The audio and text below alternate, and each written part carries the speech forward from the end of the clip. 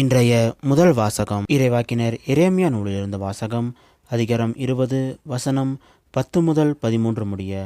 அந்நாட்களில் எரேமியா கூறியது, சுற்றிலும் ஒரே தீயில் என்று பலரும் பேசிக்கொள்கிறார்கள்.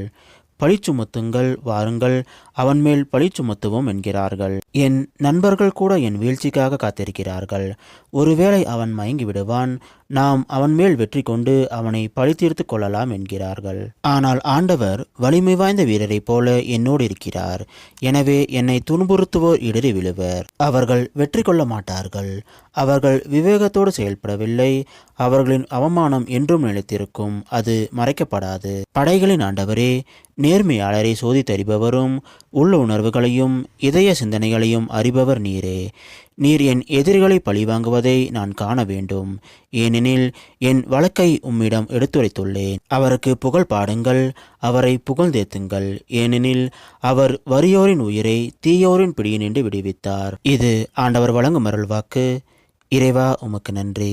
இன்றைய நற்செய்தி புனித யோவான் எழுதிய நற்செய்தியிலிருந்து வாசகம் அதிகாரம் 10 வசனம் 31 முதல் 42 முடிய. அக்காலத்தில் இயேசுவின் மேல் எரிய யூதர்கள் மீண்டும் கற்களை எடுத்தனர். இயேசு அவர்களை பார்த்து, தந்தையின் சொற்படி பல நற்செயல்களை உங்கள் முன் செய்து காட்டியிருக்கிறேன். அவற்றுள் எச்செயலுக்காக என்மேல் கல்லெறிய பார்க்கிறீர்கள் என்று கேட்டார். யூதர்கள் மறுமொழியாக, நற்செயலுக்காக அல்ல, இறைவனை பழித்துரைத்ததற்காகவே உன்மேல் கல்லெறிகிறோம்.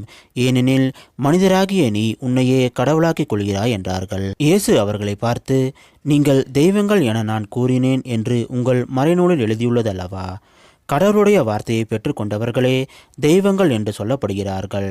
மறைநூல் வாக்கு என்றும் அழியாது. அப்படியானால் தந்தையால் அர்ப்பணிக்கப்பட்டு அவரால் உலகுக்கு அனுப்பப்பட்ட நான் என்னை இறைமகன் என்று சொல்லிக் கொண்டதற்காக இறைவனை பழித்துரைக்கிறாய் என நீங்கள் எப்படி சொல்லலாம்?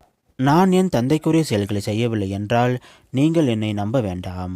ஆனால் நான் அவற்றை செய்தால் என்னை நம்பாவிடினும் என் செயல்களையாவது நம்புங்கள். அதன் மூலம் தந்தை என்னுள்ளும் நான் அவருள்ளும் இருப்பதை அறிந்துணர்வீர்கள் என்றார். இதை கேட்டு அவர்கள் அவரை மீண்டும் பிடிக்க முயன்றார்கள்.